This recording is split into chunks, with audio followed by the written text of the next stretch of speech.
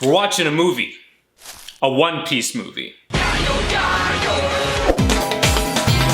One Piece, the most popular anime and manga franchise all throughout Japan and weeb culture as a whole. Just like your grandma only knowing who Pikachu is, it's almost impossible not to have at least heard of this rubber boy and his pirate shenanigans. One Piece has delved into many different forms of entertainment.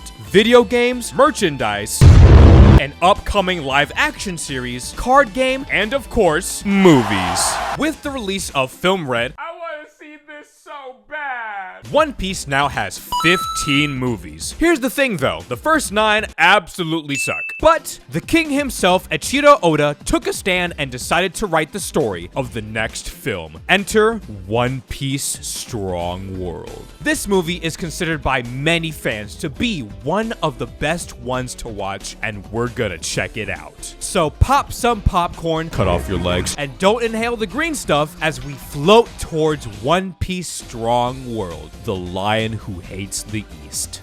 23 years before the events of Strong World, Episode 0 explains the story of Golden Lion Shiki, the rival of Gold D. Roger and our main antagonist. Once Shiki learned about Roger's execution, he stormed into Marine HQ Leroy Jenkins style, baffled that someone as tough as Roger could not only be captured by the Navy, but will be executed in the weakest sea of all, the East Blue, where Luffy was born. Unfortunately, Shiki fought Garp in his prime, so the ass whooping was inevitable. 2 years later, Shiki escaped, impaled down at the price of his own legs. But bro, how you gonna walk?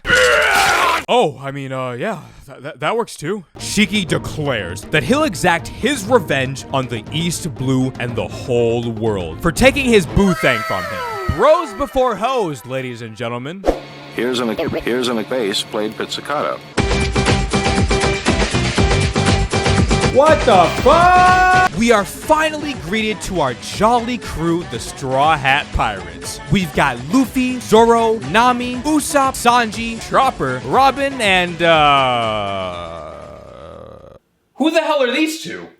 As they sail, Nami learns that the East Blue is in danger. The homes of Luffy, Zoro, Nami, and Usopp are threatened to be destroyed.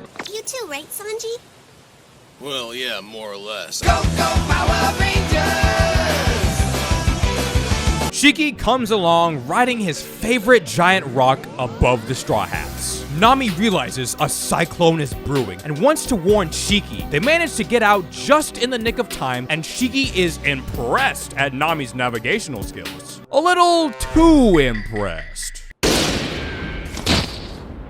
Don't ever make a wrong forecast again. Well, sir, considering there's a literal bullet through my heart and skull, I don't think I'll be making that mistake ever again.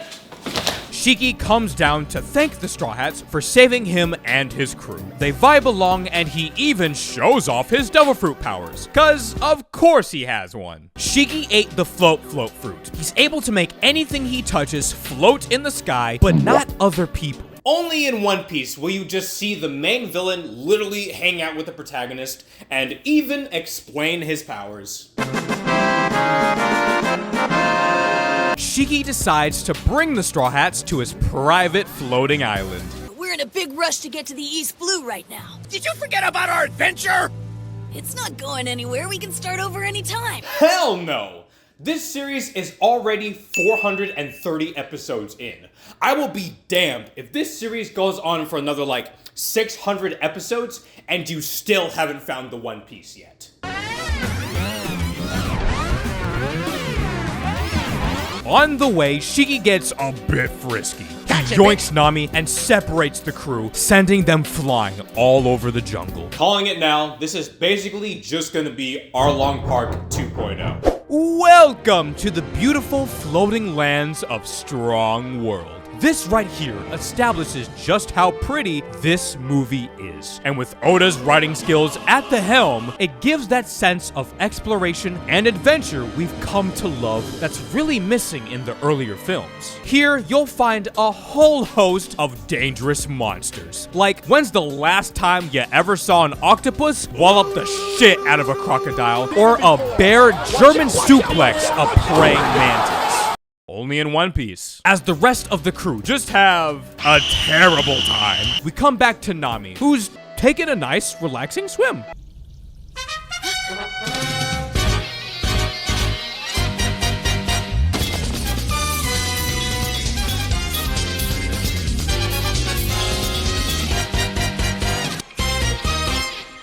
Shiki and his men come to check in on Nami and even give her a Thunderbird named Billy as a gift. Men, take notes. Get Show Girl a Super Saiyan duck.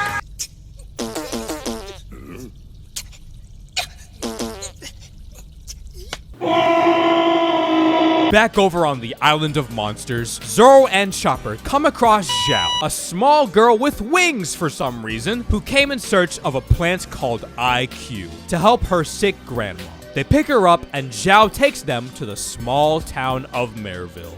Merville is a little village filled with old women and children, as Shiki has taken control over the island, watching them while they shit or sleep. All the men and younger women were taken hostage. The town is surrounded by poisonous trees called Daft Green, which emit spores that not only keeps the animals away, but whiffing too much of the good shit can make the townsfolk become ill. The only cure is the IQ plant, which Shiki took majority of for his experiments. Sanji and Usopp are the first to arrive on the village and notice strange feathers on people's arms. What are those feathers on your arms? Good question.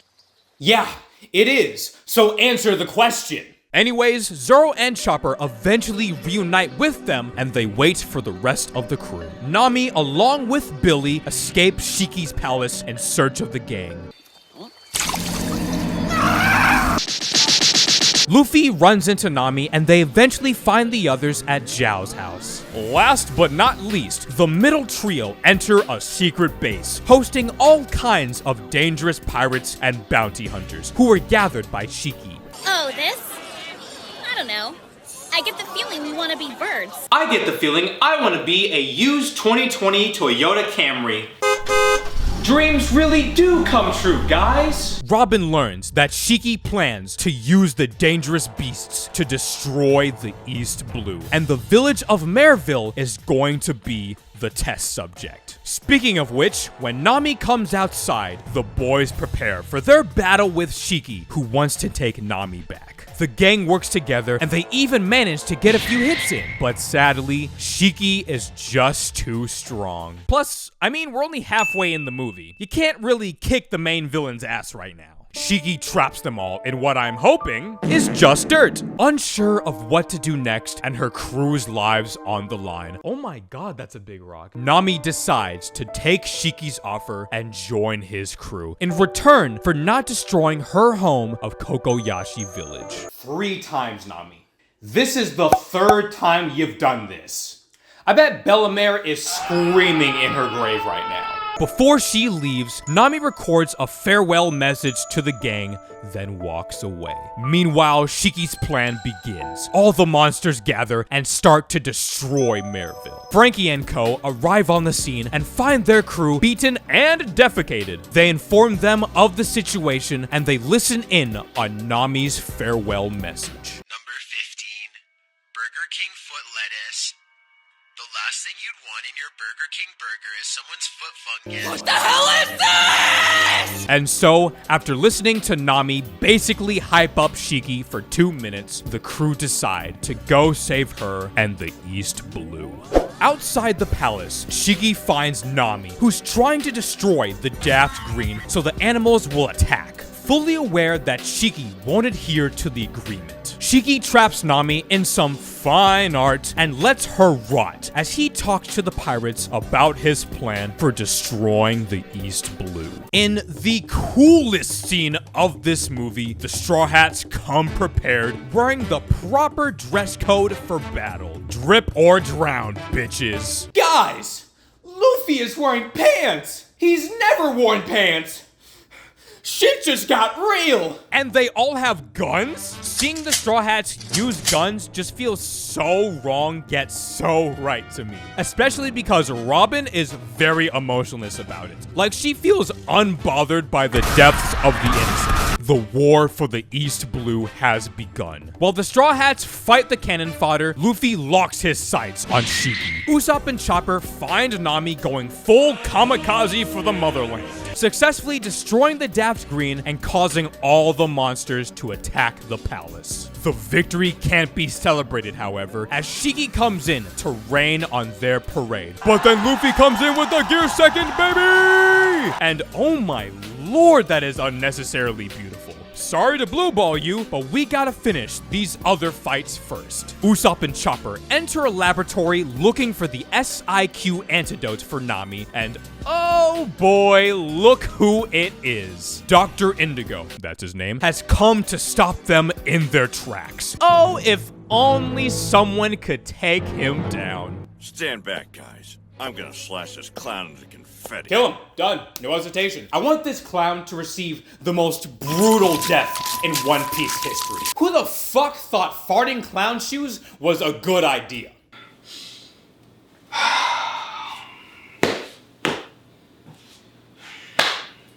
Zoro fights the clown, and it's a really easy fight. But it's cool to see Ashita for like 5 seconds, cause we ain't gonna see it again for another 625 episodes. Next up, our royal blonde boy, fancy leg, simp legend Sanji, and classy simp Brook work together to take down Scarlet, the pink perverted monkey who's taken Robin hostage.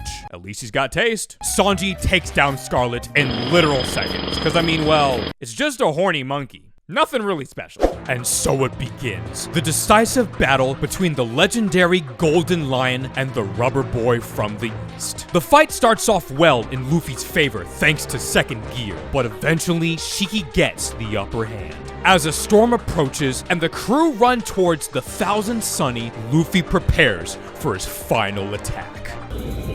For free? Luffy wiggles his toes between a thundercloud and slams his almighty Thor axe onto Shiki, who thinks he can tank it. Bring it on! I'm the most powerful pirate this world has ever seen! Shiki, dodge it, Shiki. What are you doing? There's still time. Dodge it, Shiki. It's a pretty big and slow target. Just move like 2 feet to the left. Stop trying to be a badass. And he's dead. KO! And so with that, our chibi Luffy emerges victorious on his noble steed and lands on the ship. They never even explained this! How are they doing that? While the people of Merville go back to their peaceful lives, the Straw Hats set sail out of this filler onto the next adventure. The end. And that was the end of One Piece Strong World. This was honestly just a really solid movie, and with Oda taking a much bigger role in the production of this film, it really makes it feel like any other One Piece arc. It still holds up in quality 12 years later. Holy shit, that old? Shiki is a great villain that has a nice balance of quirky yet sinister. Although his subordinates were underwhelming and their fights were really short. Things definitely slowed down once they got to the village, but it immediately got good once the raid started at Shiki's palace. Besides the fact that this movie is basically just Arlong Park 2.0, I think this movie is fantastic. Regardless of whether you've seen it or not, go watch it. It's available right now on Netflix. Not sponsored. Thank you guys very much for watching. Like, comment, subscribe, the whole YouTube shebang, and I'll see you in the next video. Bye.